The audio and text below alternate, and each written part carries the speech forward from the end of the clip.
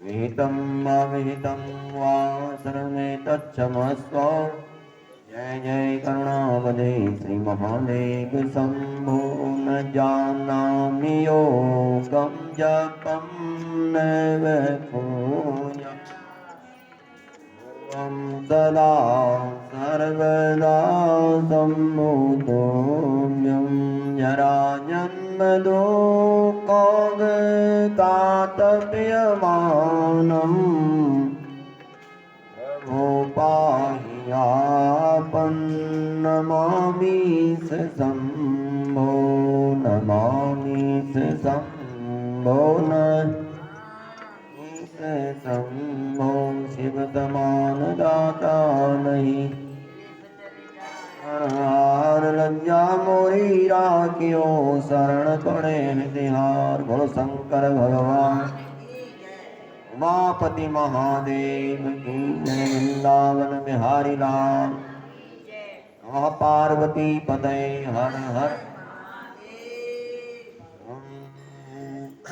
कार्तिक मास महात्म्य की जय। कार्तिक पूर्णमासी की सत्यनारायण भगवान सत्यनारायण की कथा श्रवण करेंगे। उससे पहले आपका भजन बोले। इतना तो करना स्वामी जब प्राण तन से निकले, गोविंद नाम लेकर प्राण तन से निकले। नदी का तट हो ना का बंसी बट हो, सावरा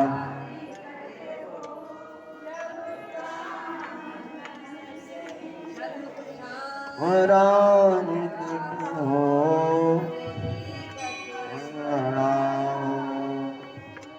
बोलो द्रौपदी मैया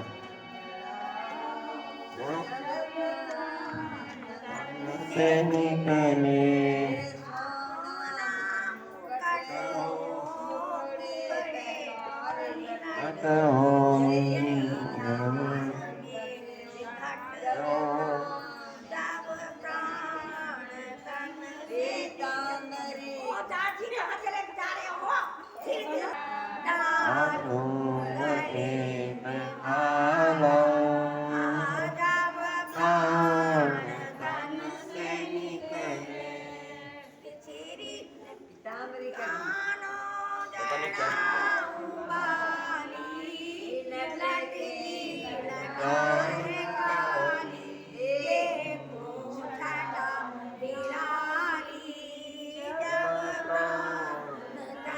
से निकले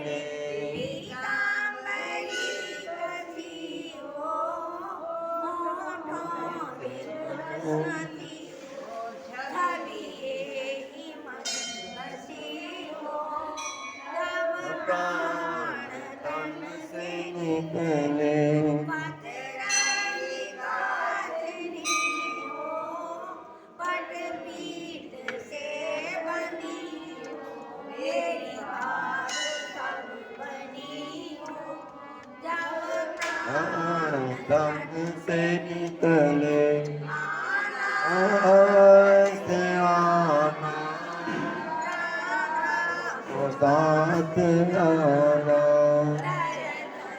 मुझे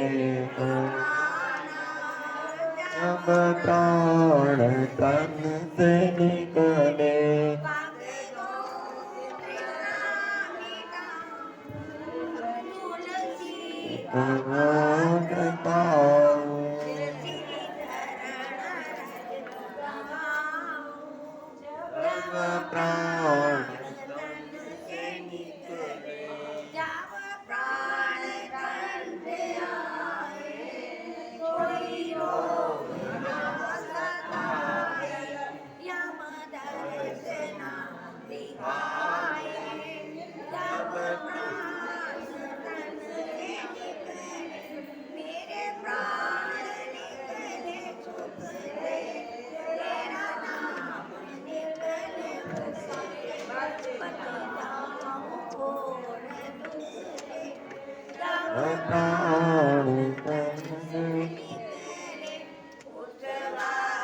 जलियाना नाम भूल जाना अनेक गुण सुनाना जग प्राण तन से निकले होए यारियो जगत की जब प्राण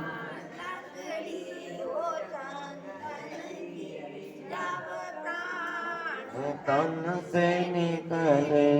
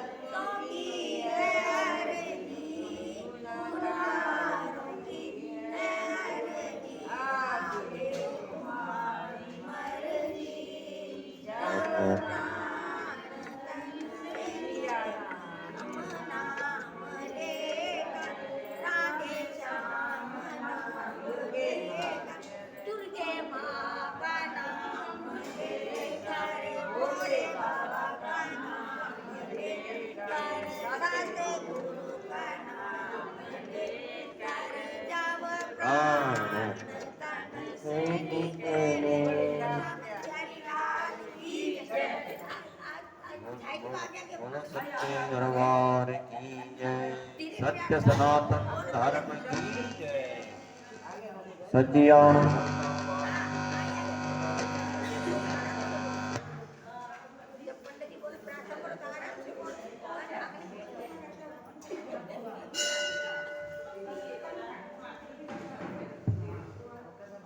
बोलो सत्यदेव भगवान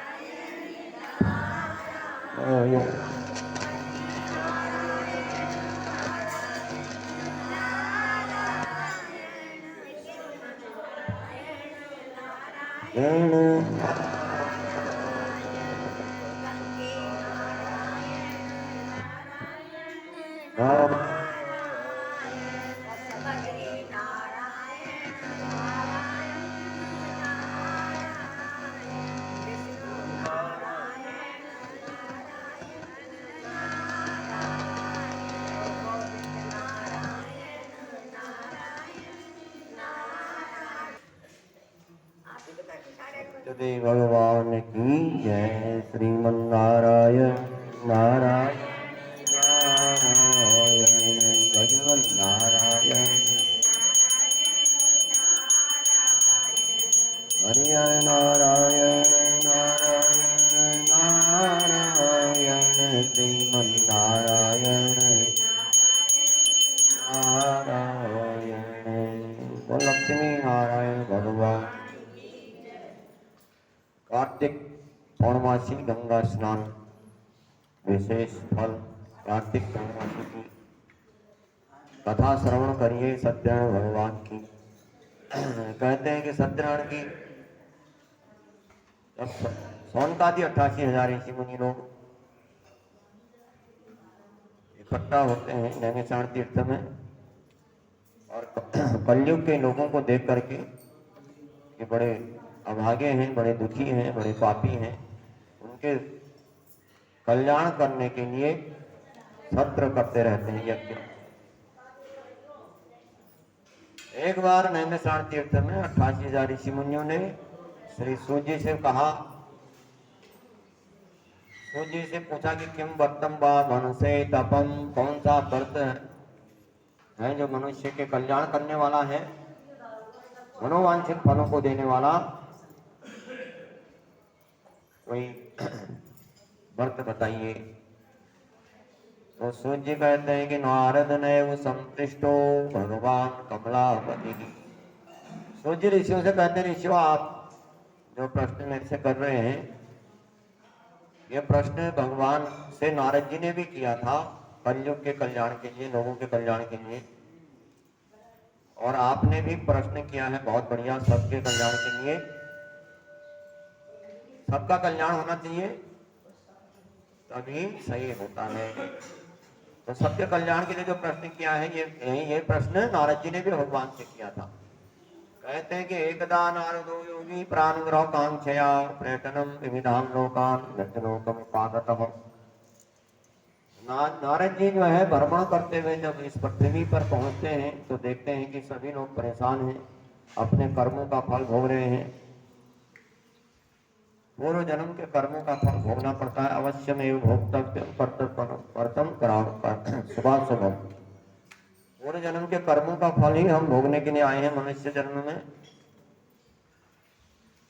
और उनको भोगना ही पड़ता है, चाहे आप रो के करो चाहे हंस के काटो, है उनको भोगो। तो इसलिए वो अपने कर्मों का फल है, तो सभी लोग अपने कर्मों का फल भोग रहे हैं। नारद जी ने देखा तो सोचने लगे इन लोगों का दुख कैसे दूर होगा। तो भगवान के बैकुंठ धाम में पहुंचते हैं पूछने के लिए, और भगवान को सबसे पहले प्रणाम करते हैं कि नमो वाद मनसातीतो रूपाया अंत सत्य आदि मध्यांतहीनाय निर्गुणाय गुणात्मने। प्रभु से प्रार्थना करते हैं, प्रभु के चरणों में प्रणाम करते हैं, और भगवान ने नारद जी से कहा किम आगतोसी किम ते मनसी वर्तते। नारद कैसे आए हो आज हमारे पास, कौन सा काम है आपका। तो भगवान से नारद जी कहते हैं कि मृत्यु लोके जना सर्वे नाना कले समन्वितः नाना योगी समत्पन्ना पचते पाप कर्म भी। नारद जी कहते हैं कि मैं भ्रमण कर रहा था तो मैंने देखा कि पृथ्वी के सभी लोग अपने कर्मों का फल भोग रहे हैं, सभी लोग दुखी हो रहे हैं। अब ये बताइए कि उन लोगों का दुख दूर करने का कोई उपाय है तो आपके पास बताइए, जिससे कि सभी लोगों का दुख दूर हो जाए, कोई ऐसा उपाय बताइए। तो भगवान कहते हैं नारद जी से कि नारद, मनुष्य अपने कर्मों का फल ठीक कर सकता है, धर्म कर्म करने से पाप नष्ट होते हैं, पुण्य बढ़ते हैं। तो भगवान एक उपाय है नारद, वर्तमस्तम महत् पुण्यम स्वर्गलोके हित दुर्लभम। पृथ्वी और स्वर्ग में बड़ा दुर्लभ व्रत है, बहुत सत्यनारायण भगवान का व्रत सभी लोगों के पापों को नष्ट करने वाला है, सभी के दुखों को दूर करने। पाप नष्ट हो जाएंगे तो दुख दूर हो जाएंगे, पापों के कारण तो दुख आता है। तो मनुष्य के पाप दूर हो इसलिए पुण्य के काम करें, सत्यनारायण की कथा करें। भगवान सत्यनारायण सबके कष्टों को दूर करते हैं, तो इसका बड़ा फल है। तो नारद जी कहते हैं सत्यनारायण की कथा कौन से दिन करें। कहा कि यस्मिन कस्मिन दिने, किसी दिन भी करो जिस दिन मन में श्रद्धा हो। और आज तो कार्तिक गंगा स्नान का है, बहुत से लोग गंगा के किनारे पर भीड़ लगी हुई है स्नान करने वालों की। विशेष विशेष तिथियों में विशेष विशेष फल होता है, वैसे कभी भी कर सकते हैं।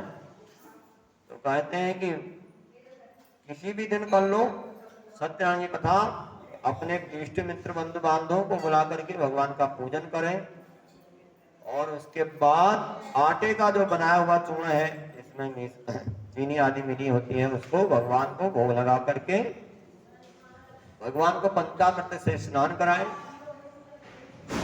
और उसके बाद भगवान की कथा सुने।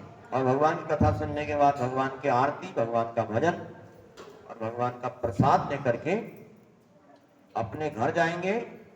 आज है क्योंकि आज जो है जल्दी बहुत काम है, हवन भी करना है, पूजा भी करनी है, फिर छुट्टी भी करनी है जल्दी, बच्चों की छुट्टी करनी पड़ेगी जल्दी, 8:30 बजे छुट्टी हो जाएगी। तो कहते हैं कि सत्यनारायण की कथा, हवन, और उसके बाद जो इस प्रकार से भगवान की कथा सुनेगा उसके पाप नष्ट होंगे, उसके दुख शोक नष्ट हो जाएंगे। दुख शोक आदि समनम, जो कथाएं हैं, जो पूजा पाठ है, वो दुख और शोक को नष्ट करने वाली है और मनुष्य की बुद्धि को ठीक करती है। और बुद्धि ठीक हो जाएगी तो सब ठीक हो जाएगा, मन मन को ठीक करने वाली है। मन शांत रहता है भगवान की कथा को सुनने से, और जैसा मन होता है वैसा ही फिर चलता रहता है। जैसा हमारा मन चलता है वैसा ही हमारी भावनाएं आती हैं। तो मन पर प्रभाव सही होना चाहिए। भगवान के धार्मिक कार्यों को करें तो इससे दुख और शोक नष्ट होते हैं सत्याग्रह कथा करने से। सौभाग्य संतति कर्म, सौभाग्य संतान को देने वाली कथा है। सबसे सरल उपाय भगवान ने नारद जी को बताया और सूत जी ने 88,000 ऋषियों को बताया है। सत्याग्रह कथा सबसे सरल उपाय है। स्कंद पुराणे रेवाखंडे सत्याग्रह कथायाम प्रथम अध्याय हो। बोलो सत्यदेव भगवान की। श्रीमन्नारायण नारायण नारायण भजमन नारायण नारायण नारायण श्रीमन्नारायण नारायण नारायण बद्री नारायण नारायण नारायण हरिहर नारायण नारायण श्रीमन्नारायण नारायण। वो सत्यदेव भगवान की। अब दूसरा अध्याय की कथा सुनिए। सूत जी ऋषियों को एक एक करके कथा सुना रहे हैं कि सत्याग्रह की कथा तो बताई है कि दुख और शोक को नष्ट करने वाली है, पापों को नष्ट करने वाली है। कहा कि किसके दुख और शोक नष्ट होंगे, हुए हैं आज तक, उनकी कथा एक एक करके श्रवण कराइए। तो ऋषियों को सूत जी कहते हैं कि सतान नाम का ब्राह्मण काशीपुरी में रहने वाला, जो गरीबी में अपना दिन बिता रहा था क्योंकि बड़ी परेशान था। तो गरीबी क्या होती है उसका बारे में पहले के लोगों को पता है, आजकल के लोगों को कुछ पता नहीं। बच्चों को सब सुख सुविधाएं हैं, और जब 20-30 साल पीछे जाएंगे तो लोगों की कितनी गरीबी होती थी वो पता चलता है। और ब्राह्मण भी बड़े गरीब था और बच्चे उसके ज्यादा थे, तो भूखे रहते थे। जितना मिलता था उतने ही से पूरा नहीं होता था। ब्राह्मण, सतान नाम का ब्राह्मण जो काशीपुरी में रहने वाला, बड़ा परेशान है बच्चों को पालने के लिए, और लोगों से मांगने के लिए जाता है और लोग उसको बातें ज्यादा सुनाते हैं। तो ये हट्टा कट्टा है, मांग तो कर नहीं सकता कुछ काम है, इस प्रकार की बातें। तो ब्राह्मण बड़ा परेशान है। भगवान ने उस भगवान जो ब्राह्मणों को चाहने वाले जो भगवान है, गाय और ब्राह्मण के हित के लिए जो अवतार धारण करते हैं, तो भगवान ने सोचा एक ब्राह्मण परेशान हो गया, तो भगवान ने उसके दुख दूर करने के लिए एक बूढ़े ब्राह्मण का रूप बना करके उस ब्राह्मण के पास जाकर के पूछने लगे कि मर्थम भम्र से विप्रह, ब्राह्मण दुखी है, कैसे परेशान हो, क्या दुख है तुमको? ब्राह्मण कहता है दरिद्र ब्राह्मण है, दुखी रहता है, इसलिए ब्राह्मणोवती दरिद्रो हम भिक्षार्थे महामहिम, मैं गरीब हूं और मांगने से बड़ा परेशान हूं, और कोई उपाय आपके पास है तो बताइए, मांगना न पड़े। कोई ऐसा हो, कोई धर्म कर्म ऐसा हो जिससे कि मांगना न पड़े। तो बूढ़े ब्राह्मण रूप भगवान बन करके आए, कहने लगे ब्राह्मण तो भगवान से प्रार्थना कर, भगवान सत्याग्रह की कथा कर, तेरे जितने पाप हैं उनके कारण जो धन नहीं आता तेरे पास, वो सारे पाप नष्ट हो जाएंगे और तेरे घर में धन आ जाएगा। तो ब्राह्मण को सत्याग्रह कथा करने के लिए बोला बूढ़े ब्राह्मण ने कि सत्याग्रह की कथा कर, तेरे दुख अवश्य दूर करेंगे भगवान। तो सत्याग्रह कथा की विधि बता करके और भगवान चले गए, बूढ़े ब्राह्मण रूप बन करके आए। और इस प्रकार से अब ब्राह्मण सोचने लगा कि वह सत्याग्रह की कथा करेगा, लेकिन अभी धन नहीं है उसके पास। कथा सोचते सोचते उसके रात्रि बीत गई, कथा करनी है। और प्रातः काल उठा तो रोज की तरह मांगने के लिए निकला है। तो गंगा स्नान का दिन या कार्तिक पूर्णिमासी का दिन, जिसमें सभी लोग दान धर्म करते हैं, ब्राह्मण जब गया है उस दिन, तो सभी लोगों ने इसको दक्षिणा और सीधा आदि दे करके उसके जो मन की इच्छा थी भगवान की कथा करने की, वो इच्छा पूरी हुई भगवान की कृपा से। और ब्राह्मण घर आया, अपने इष्ट मित्र बंधु बांधवों को बुलाया कि मेरे घर में कथा है, सभी लोग पधारे। इष्ट मित्र बंधु बांधवों को बुला करके सत्यनारायण की कथा को किया। तो कथा को अकेले नहीं, सबके सामने सुनना होता है, प्रचार प्रसार किया जाता है। और जितना धर्म का प्रचार हो उतना बढ़िया है। तो सभी लोगों को बुला करके सत्यनारायण कथा की है ब्राह्मण ने, और आटे का भोग लगाया भगवान को। तो भगवान ने उसकी पूजा और कथा से प्रसन्न होकर के उसको दर्शन दिए और उससे कहा कि तेरी पूजा से मैं प्रसन्न हूं, तो क्या वरदान चाहिए। उसने कहा कि मेरी संसार में मेरी गरीबी दूर हो जाए, मेरे सारी दुख दरिद्र दूर हो जाए। तो भगवान ने उसको मनोवांछित वरदान दे दिया। उसके बाद ब्राह्मण धनवान होने लगा, धनवान हो गया। भगवान की कृपा से गरीबी दूर हो गई और ब्राह्मण हर महीने फिर कथा करते रहा।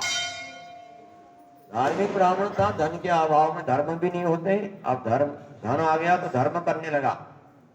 जो हमारे पास धन आता है उसको धर्म के कार्य में खर्च करते हो तो उसका कुछ हिस्सा, बाकी का हिस्सा जो है बड़ा अच्छा काम आता है। फिर धार्मिक रूप से धन की शुद्धि हो जाती है। धन शुद्ध करने का, अच्छे कार्यों में हमारा धन खर्च हो, इसलिए उसको धर्म में लगाना चाहिए। 10% या जितना 5% जितना भी हो उसको लगाना चाहिए। तो ब्राह्मण हर महीने कथा करने लगा। उसके बाद कथा करते रहा और एक बार कथा जो है उसकी कथा पूजा को देख करके एक लकड़हारा वहां से जा रहा था। तो उसने देखा कि ब्राह्मण कथा कर रहा है, तो उसको उसके पास गया वो लकड़हारा, और लकड़हारा जाकर के पूछने लगा, ब्राह्मण इसकी पूजा कर रहे हो और इसका करने से क्या फल मिलता है। वो कहने लगा कि ये सत्यनारायण का पूजन कर रहा हूं। तो ये सत्यनारायण भगवान है। ये भाई नील निकालिए। वो कहते हैं सत्यनारायण कथा ही, ये सत्यनारायण कथा जब से किया है तब से मेरे पास धन आया है। तो लकड़हारा कहने लगा मैं भी कथा करूंगा, कथा कैसे की जाती है। तो लकड़हारे को विधि बताई ब्राह्मण ने, और लकड़हारा लकड़ी का गट्ठा सिर पर रख करके जब बेचने के लिए निकला तो उसको अच्छी खासी कीमत मिली। और वह उस धन को लेकर के बाजार गया, पके पके केले मोल लिया, गेहूं का आटा मोल लिया। अपने इष्ट मित्र बंधु बांधवों को बुला करके सत्यनारायण का पूजन और कथा किया। तो उसके प्रभाव से लकड़हारा भी धनवान हो गया। तो कहते हैं कि ब्राह्मण और लकड़हारा दोनों सत्यनारायण कथा करने से धनवान हुए हैं। अगर हम भी कथा करें भगवान की तो हमारे घर में भी धन की कमी नहीं रहती है। किसी के भी है, भगवान सबका काम चला देता है। तो जो ब्राह्मण लकड़हारे की तरह कथा करेंगे उसके भी घर में धन की कमी नहीं रहेगी। इस प्रकार से कथा कराने का बताने का है। तो स्कंद पुराणे रेवा खंडे सत्यनारायण कथायाम द्वितीय अध्याय हो। बोलो सत्यदेव भगवान की। श्रीमन्नारायण नारायण नारायण भजमन्नारायण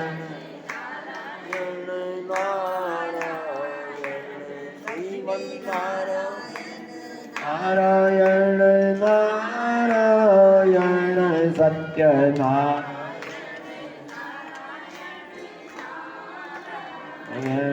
श्रीमन्नारायण नारायण नारायण हरिहर नारायण नारायण। बोलो सत्यदेव भगवान। आप तीसरे अध्याय में सूर्य ऋषियों से कहते हैं ऋषियों आगे कथा सुनिए। सत्यनारायण कथा और किसने की है उसके बारे में सुनिए। तीसरे अध्याय में कहते हैं कि आसित उनको मुखानामो उत्पसीन महामति जितेंद्रिय सत्यवादी चौ स्वदेवालयम प्रति। उल्कामुख नाम के राजा ने कथा की है। उल्कामुख राजा बड़ा धार्मिक राजा अपनी पत्नी के साथ भद्रशिला नदी के किनारे पर सत्यनारायण कथा कर रहा है। कोई गढ़गंगा के किनारे पर करते हैं, कोई हरिद्वार के किनारे हैं। तो ज्यादा फल मिलता है, घर से ज्यादा फल मंदिर में, मंदिर से ज्यादा फल गंगा का किनारा हो। तो वह भद्रशिला नदी के किनारे पर सत्यनारायण की कथा कर रहा था उल्कामुख राजा पत्नी के साथ।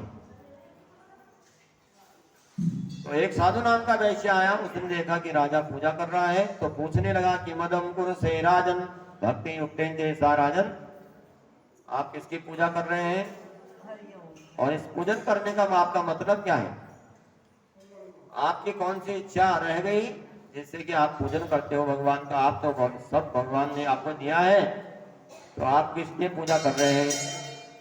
उल्कामुख राजा कहता है कोई कमी नहीं है, लेकिन संतान की कमी हो गई घर में, तो भगवान ने कुछ न कुछ कमी छोड़ दी है। सोना बनाया, सोने में सुगंध नहीं बनाई है। अगर सुगंध बना देता तो मनुष्य उसको फिर तो बाहर निकल है। गन्ने में मिठाई थी लेकिन उसमें फूल नहीं दिए, फल नहीं दिए, तो कुछ न कुछ कमी रख दी किसी में, सब में। तो उल्कामुख राजा के घर में संतान नहीं है। पति बिना मांसनी, पुत्र बिना घर सुना, और घर सुनसान लगता है जब संतान नहीं होती जिसके घर में। सब सोचते हैं कि मेरे घर में संतान है।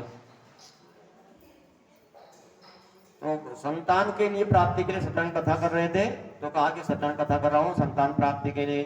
साधु नाम का वैश्य कहने लगा मेरे पास भी संतान नहीं है, संतान तो मेरी भी नहीं है, मैं भी कथा करूंगा, विधि मेरे को पता नहीं है, विधि आप बता दो। तो उल्कामुख राजा ने विधि बताई साधु नाम के वैश्य को। वैश्य घर गया, अपनी पत्नी लीलावती को बताने लगा सत्यनारायण की कथा करने से संतान की प्राप्ति होती है। साधु नाम के वैश्य की पत्नी लीलावती कहने लगी तो कथा कर ली जाए, शुभ काम में तो देरी नहीं होनी चाहिए, और अशुभ काम में देर हो जाए तो ठीक है, तो इसलिए सत्यनारायण अभी कर लो। उसने कहा अभी नहीं, जब संतान होगी कथा करूंगा। भगवान के सामने संकल्प लिया है साधु नाम के वैश्य ने कि मेरे घर में संतान प्राप्ति हो जाए प्रभु, मैं आपकी कथा करूंगा। तो भगवान की कृपा से वैश्य की पत्नी गर्भवती हुई, और समय आने पर जैसे ही संकल्प लिया है भगवान आप मेरे को संतान दो तो मैं आपकी कथा करूंगा, तो भगवान की कृपा हुई है, तो घर में संतान हो गई। वैश्य की पत्नी गर्भवती हुई और संतान हो गई, कन्या संतान, और कन्या का नामकरण हुआ, नाम कलावती नाम रखा गया। वैश्य की पत्नी ने कहा संतान होने पर कथा करने के लिए आपने बोला था, तो आप कथा कर लो, क्योंकि उस समय आपने संकल्प लिया है। तो वैश्य कहने लगा विवाह समय प्रिय, प्रिय विवाह के समय में करूंगा कथा, अभी नहीं। तो कथा को विवाह के लिए छोड़ दिया गया। कलावती कन्या का जब विवाह होगा तब विवाह करेंगे, तब सब कथा करेंगे। तो कलावती कन्या अपने पिता के घर में बड़ी होने लगी, और बड़ी होने का पता ही नहीं चला, सयानी हो गई। अब वैश्य ने सोचा अब विवाह भी कर दूं इसका, तो एक योग्य वर खोज किया गया, जिसमें एक वैश्य के पुत्र मिल गया योग्य, जो ठीक ठाक था, कमाने वाला, और उसमें दुर्गुण नहीं थे। कोई भी उस कन्यादान को उसको करना चाहिए जो अच्छा हो, जो कन्या को ठीक तरह से रख सके, जो उसका पालन पोषण कर सके, क्योंकि पिता तो बाल्यावस्था में उसका भरण पोषण करता है, उसके बाद पति ही को करना चाहिए। तो ऐसा पति हो जो योग्य वर हो, ऐसे को कन्यादान करना चाहिए। देख सुन करके माता पिता का कर्तव्य होता है। अगर माता पिता बिना जाने मुझे कन्या को दान कर देते हैं तो उनको पाप लगता है। तो आजकल तो अपने आप ही ढूंढने लगे है, तो उसमें माता पिता का ज्यादा रोल नहीं रह गया, और जो है अपना रोल ज्यादा रह गया। फिर अपने आप चलते रहते हैं, हिसाब किताब अपने हिसाब जैसा भी चलता है। तो योग्य वर के साथ कलावती कन्या का विवाह कर दिया, और लीलावती ने फिर कहा कि आपने बोला था कि विवाह के समय में कथा करेंगे, तो कथा कर लो। तो वह कहने लगा जो धन था सब लगा दिया, विवाह में मेरे पास धन नहीं रहा इस कथा को करने के लिए, तो उसने भगवान की कथा करना ही छोड़ दिया, भगवान को भूलने लगा। तो भगवान को भूलने का मतलब क्या है, सबको पता होना चाहिए। अब उसके बुरे दिन आने वाले हैं, जहाँ को प्रभु दारुण दुख देना, उसको ऐसी ही मति आती है, भगवान को भूलने लगता है और भगवान को भूल गया। उसके बाद भगवान की कथा करना छोड़ दिया, भगवान नाराज हो गए उससे, भगवान ने उसको श्राप दे दिया, दारुणम कठिनम ताश्यम महादुखम भविष्यति।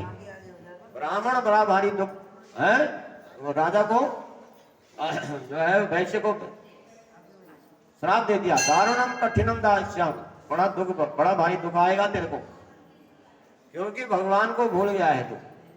तो वैश्य के साथ व्यापार, अपनी दामाद को लेकर के व्यापार करने के लिए गया था रत्नसारपुर नगर में। तो जिस राज्य में गए थे वहीं चोरी हो गई उसी दिन।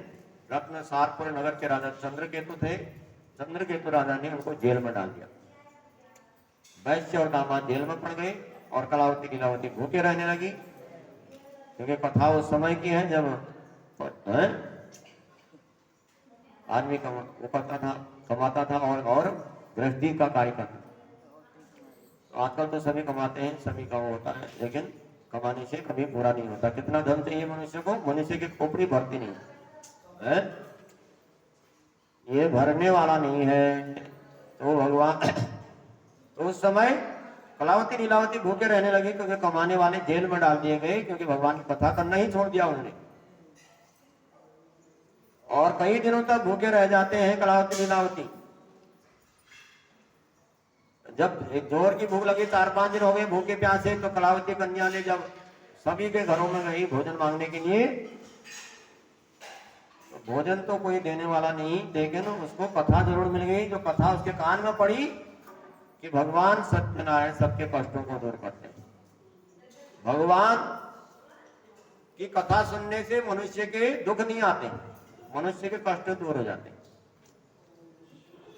एक चोर जब पुलिस उसके पीछे पड़ी तो वह भाग रहा था, चोर पुलिस उसके पीछे पड़ गई और ऐसे ही कथा में जाकर के बैठ गया।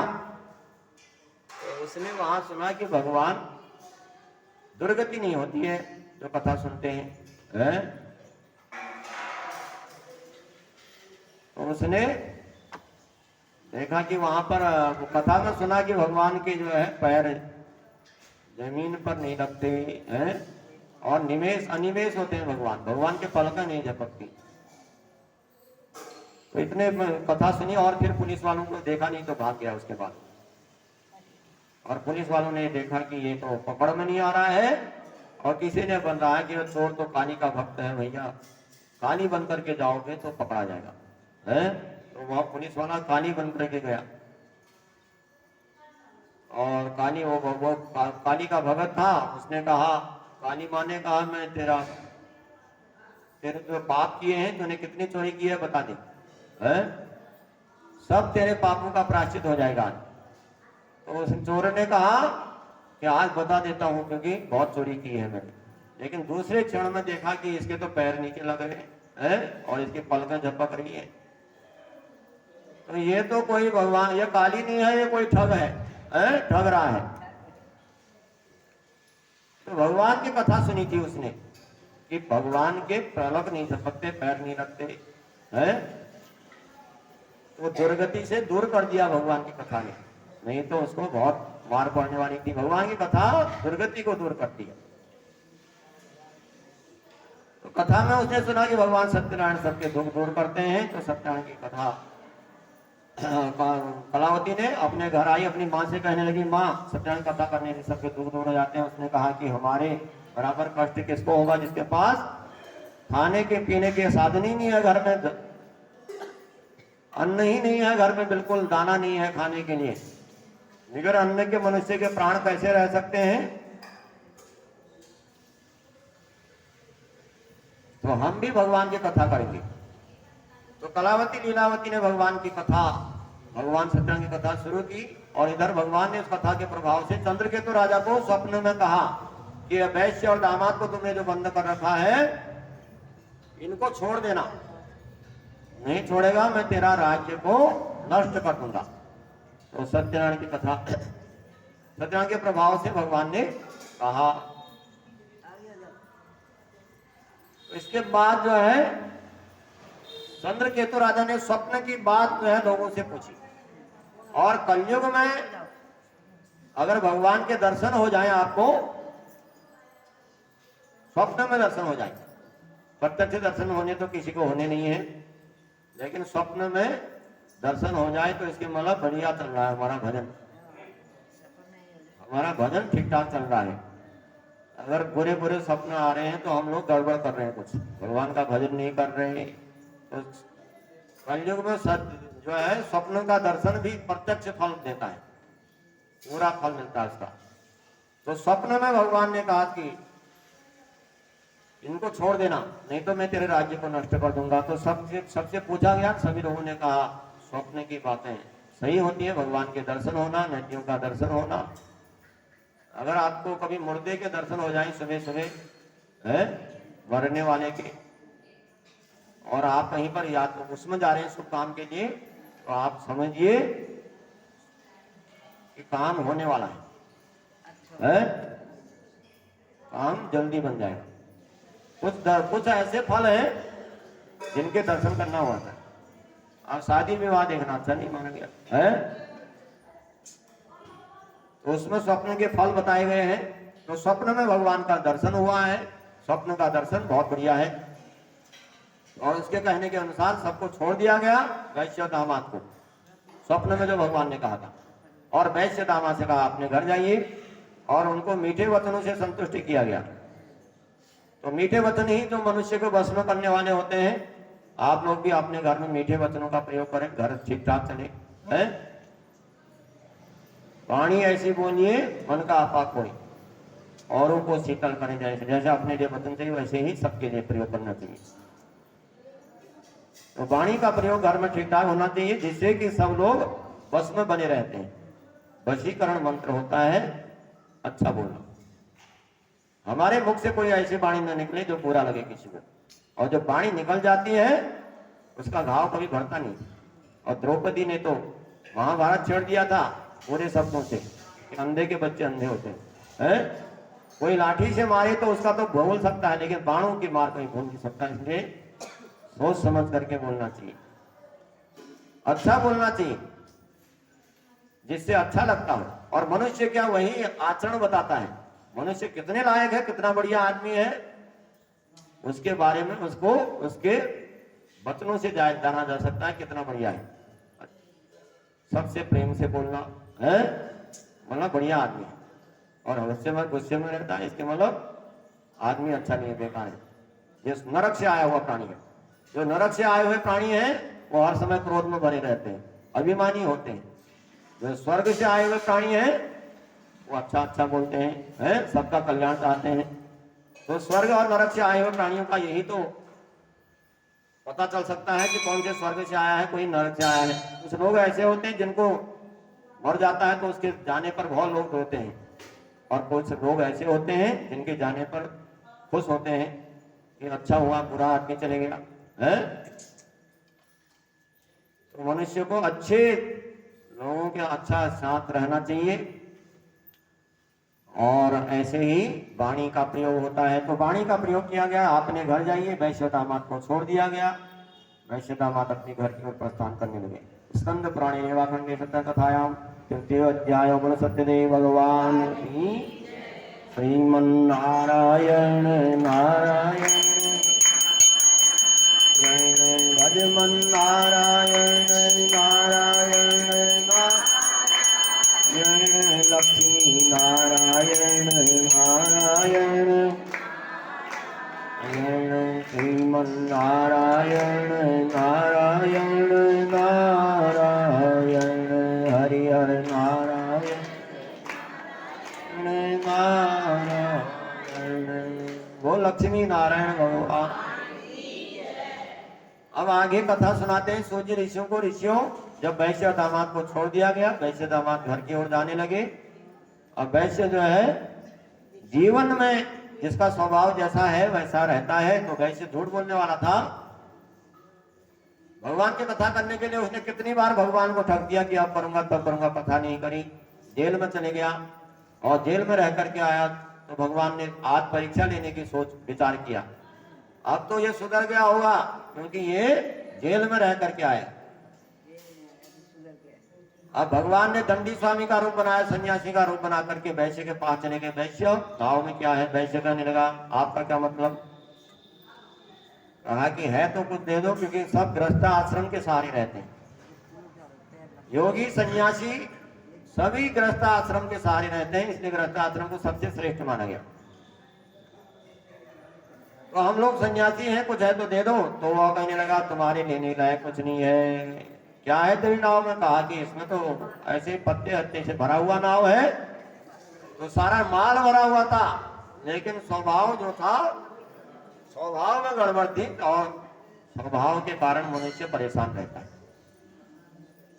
स्वभाव सही होना चाहिए है? मनुष्य का स्वभाव होता है तो अपने आप को परेशानी में डाल देता है। तो स्वभाव से वो होना, तो मेरे नाव में तो पत्ते भरे हुए हैं। तो भगवान ने कहा सत्य में बताओ। तो सत्य हो गया भगवान का वचन, सारे माल गायब और पत्ते हो गए। भगवान सोच बड़ा चिंता में पड़ गया कि माल गायब हो गया, कितना परेशानी से कमाया है, और चिंता करने लगा बड़ी जोर की। और दामाद ने कहा कि ऐसी चिंता मत करो ससुर जी, ये चिंता करना ठीक बात नहीं है। चिंता तो लोग वो करते हैं जो कुछ काम धाम करते नहीं, घर में खाट में पड़े रहते हैं और चिंता करते हैं कैसे आएगा कैसे आएगा है? और कभी जो है उद्योग करने वाले कोई मेहनती लोग कभी चिंता नहीं करते, और चिंता करनी भी नहीं चाहिए। चिंता करने से कोई काम बनने वाला नहीं होता, उसका उपाय करना चाहिए। उपाय क्या है। दामाद ने कहा कि आपने दंडी स्वामी से बोला कि मेरे नाव में कुछ नहीं है, आपके पास सब कुछ था, तो आप उनके पास जाइए, क्षमा मांगिए, भगवान सब क्षमा कर देते हैं। मनुष्य कितनी गलती करता है, लेकिन भगवान सब क्षमा करते हैं। तो दंडी स्वामी के पास दामाद ने भेजा और वैश्य गया दंडी स्वामी के पास और क्षमा मांगने लगा। क्षमस्वं ते चापराधम में दुक्तम तव सन्निधो, मैंने झूठ बोल दिया आपके सामने, मेरा अपराध क्षमा कर दो, क्योंकि मेरा स्वभाव ही ऐसा है प्रभु, आप क्षमा करो। मैं कभी झूठ नहीं बोलूंगा, कभी ऐसा नहीं करूंगा, आज से आप क्षमा कर दो। जो मनुष्य पाप करता है उसके प्रायश्चित यही है कि अपने पापों का प्रायश्चित करने के लिए भगवान के सामने प्रार्थना करे, तो भगवान भी क्षमा कर देते हैं और उसके पाप नष्ट हो जाते हैं। तो गलती तो सबसे होती है, मनुष्य है, और गलतियों के लिए भगवान के सामने रख दो सब, और भगवान सब क्षमा कर देते हैं। तो भगवान के सामने क्षमा मांगी और भगवान ने कहा जा तेरा मनोरथ सिद्ध हो जाए। और नाव में आकर देखता है तो वैश्य नाव में सब कुछ पाया और भगवान के गुणगान करने लगा कि प्रभु सब क्षमा कर देते हैं, और नाव की चीजें संभाली और उसके बाद घर की तरफ रवाना हुआ। तो मनुष्य को भगवान की याद आती है दुख में। दुख में सुमिरन सब करें, सुख में करें न कोई, जो सुख में सुमिरन करें उसको दुख का ही भाव। तो हमेशा एक ही वो रहना चाहिए, और दुख में भगवान को पूछने लगता है कि तूने मेरा क्या कर दिया है, और सुख में तो कहेगा मैंने किया, और दुख में भगवान के ऊपर डाल दिया। तो भगवान कहते हैं कि तू तो दुख में ही याद आती है, सुख में तो भूल जाता है। कर्मों का फल होता है मनुष्य का, भगवान किसी को दुखी नहीं करते, भगवान तो सबके लिए बराबर है। भगवान के लिए कोई न बड़ा न कोई छोटा, ये तो मनुष्य अपने कर्मों का फल भोग रहा है, और कर्मों का फल भोगने के लिए ही संसार में आया है। तो इसलिए आराम से भोगो उसको, दुख भी आए तो उसको भी भोगना चाहिए, और सुख में आए तो उसको भी भोगना चाहिए, उसमें कोई वो नहीं, उसको बिना भोगे भोग नहीं जा नहीं सकता। देवताओं को भी भोगना पड़ता है अपने कर्मों का फल। इंद्र को कितना बार अपने कर्मों का फल भोगना पड़ता है। तो जब देवताओं को नहीं बख्शा था, मनुष्य को क्यों बख्शा जाएगा है? तो कर्मों का फल अवश्यमेव भोक्तव्यम। तो दुख में जब याद आई है तो भगवान ने उसको क्षमा कर दिया और उसके नाव में सभी चीजें आ गई। भगवान ने कहा जा तेरा मनोरथ सिद्ध हो जाए। नाव में सभी कुछ देखा तो भगवान के गुणगान करते हुए आगे गया, घर के नजदीक पहुंचा और घर के नजदीक पहुंचा तो नाव की रक्षा करने वाले नौकर को अपने घर भेजा कलावती लीलावती के पास जाकर के समाचार देने के लिए कि वैश्य और दामाद आ गए हैं। और वो नौकर घर गया तो उस समय कलावती लीलावती भगवान सत्यनारायण की कथा ही ऐसे सुन रही थी। तो कथा में से उठ करके लीलावती चले गई और कथा में विघ्न हुआ है तो कथा में विघ्न होने के कारण पाप लग जाता है? अगर हम व्रत कर रहे हैं, व्रत में विघ्न आ जाए, कथाओं में विघ्न आ जाए तो व्रत भंग का बड़ा भारी पाप लगता है, बड़ा भारी दोष लगता है इसका। कथा में विघ्न हो गया। भगवान तो उठ के चले गई और अपनी पुत्री से कह गई कि तू पूजा करके आ जाना। कलावती कन्या से, कलावती कन्या ने भी भगवान की पूजा करी है और पूजा पाठ करी तो लेकिन जल्दी जल्दी में पति के दर्शन करने जाना था तो भगवान का प्रसाद लेना भूल गई। तो भगवान का प्रसाद नहीं लेने के कारण तो अंत पूरा वही कथा सुनी वो करा लेकिन प्रसाद नहीं लिया। तो प्रसाद लेने में तो बिल्कुल भी भूल नहीं होनी चाहिए। प्रसाद लेना, भगवान का प्रसाद जिसके उदर में रहता है वह भी शुद्ध हो जाता है। तो भगवान का प्रसाद नहीं लिया। तो जब कलावती कन्या पति के दर्शन करने के लिए गई तो पति का दर्शन नहीं हुआ। भगवान ने उसके गाँव सहित उसको डुबो दिया और कलावती कन्या जोर जोर से रोने लगी, मैं अब क्या करूंगी, मेरा जीवन कैसे चलेगा, मेरे संसार में पति नहीं रहे, अब मेरा भरण पोषण कौन करेगा, पति ही तो भरण पोषण करता है, अब मेरे को संसार में नहीं रहना। कलावती कन्या को इस प्रकार देख करके वैश्य परेशान हो गया। उन्हें कहा कि अब बता भगवान कोई गलती हो गई। प्रभु से प्रार्थना करी कि प्रभु मेरे से या मेरी पुत्री से कोई गलती हो गई तो क्षमा करना। तो आकाशवाणी हुई तेरी पुत्री प्रसाद छोड़कर आई है और ये प्रसाद लेकर के आएगी तो इसका पति अवश्य मिलेगा। आकाशवाणी का वचन सुना, कलावती कन्या तुरंत घर गई, भगवान का प्रसाद लेकर के आई तो उसका पति मिला। उसके बाद वैश्य ने भी अपने जीवन में झूठ बोलना छोड़ दिया तो सुखी रहा जब तक रहा। अंत में भगवान के वैकुंठ लोक को प्राप्त हुआ। तो वैकुंठ लोक की प्राप्ति के लिए प्रयत्न करना चाहिए। वह लोक जहां कोई परेशानी नहीं, कोई दुख दरिद्रता नहीं, कुछ नहीं। इस मनुष्य जीवन में तो बहुत झंझट है? दिन पूरे जिंदगी लगा देता है मनुष्य, लेकिन प्रभु को पा नहीं सकता है। लेकिन जब वैकुंठ लोक को प्राप्त हो गया उसको कोई दुख दरिद्रता रोग शोक का कोई चिंता नहीं। तो ऐसा मानो कि कोई बढ़िया एसी में चले गए हैं गर्मी में भी, नहीं तो ऐसे ही रहते हैं। तो इस प्रकार से वैकुंठ लोक को प्राप्त हुआ। स्कंद पुराण के अंतर्गत सत्यनारायण कथा के 4थे अध्याय में बताया। बोलो सत्यदेव भगवान की। श्रीमन्नारायण नारायण नारायण श्रीमन्नारायण नारायण श्रीमन्नारायण नारायण नारायण नारायण श्रीमन्नारायण नारायण। गो लक्ष्मी नारायण भगवान। अब जो है 5वें अध्याय में सुन लीजिए जल्दी जल्दी। तो सत्य 5वें अध्याय का कथा बताते हैं। सूर्य ऋषि को बताते हैं कि वो तुंगध्वज राजा ने भगवान की कथा करी। तुंगध्वज राजा कौन था? एक राजा था तुंगध्वज राजा, जिसको शिकार खेलने का शौक था। जंगलों में घूमने के लिए गया और जब घूम रहा था तो कुछ गोप बालक सत्यनारायण की कथा कर रहे थे, छोटे छोटे बच्चे, और उन बालकों को पूजन करते हुए देखता है तुंगध्वज राजा। लेकिन राजा का अभिमान है, राजा जब बन गया तो कौन व्यक्ति है कि अभिमान ना आए है, और उसको पद पर अभिमान ना आए। तो बहुत से अभिमान होते हैं, धन के अभिमान होते हैं, अपने रूप के अभिमान होते हैं तो ये सब अभिमान आने वाली चीजें हैं। तो राजा को अभिमान आ गया कि तो उसने भगवान की प्रसाद नहीं लिया वहां पर, और भगवान को सिर भी नहीं झुकाया। भगवान का प्रसाद छोड़ के गया है, तो घर में गया तो जितने 100 पुत्र थे उस राजा के सब नष्ट पाया। और अब सोचने लगा भगवान का प्रसाद छोड़ के आया हूं इसलिए ऐसा हुआ है। तो तुरंत उसी जगह पर गया जहां दो बालक सत्य कथा कर रहे थे, भगवान का प्रसाद दिया, भगवान की पूजा में शामिल हुआ। तो उसके बाद जब घर आया है तो ठीक ठाक पाया।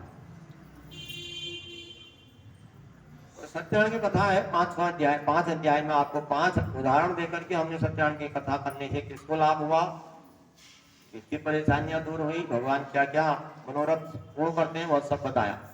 जो भी फलदायी कथा को सुनते हैं भगवान की, उनके पाप भी नष्ट होते हैं। भगवान की कानों में कथा जाते रहे, अच्छी बातें सुनते हो हैं, और ये लीड हेड करके गाना भजन वो मत सुनो, फिल्मी गाना, इसे जीवन बिगड़ता है। और ये कानों को वही आदत है, उसी को सुनने को मन करता है, खाने को मन वो करता है जो नहीं खाना चाहिए है? इस पर भी कंट्रोल होना चाहिए। तो वही चीजें अच्छी, भगवान की कथा श्रवण करते रहो अपने जीवन में, बार बार कथाएं होती रहती है। कथा तो मंदिर में रोज ही होती है, आप भी आइए है, अगर सुनने की किसी इच्छा होती है तो। किसी लोगों की आदत होती है कि भगवान की कथा सुनने के बिना रह नहीं सकता है, कितने लोगों की आदत होती है मंदिर जाने के बिना नहीं रह सकता। अगर किसी का मन होता है तो कथा सुनने का तो सुन लिया करो है, आकर के हमको भी चाहिए 2-4 सुनने वाले, तभी सुनाने को मन करता है जब सुनने वाले हो। अकेले में सुनाने को मन भी नहीं करता है। इसलिए कथा श्रवण करें और भगवान आपको कृपा आप पर सब पे बनाए रखें। ज्यादा आज काम बहुत है और अपनी प्रार्थना आदि करके भगवान की आरती करेंगे। इस प्रकार से बोलो सत्यदेव भगवान की जय। श्रीमन नारायण नारायण श्रीमन नारायण नारायण श्रीमन नारायण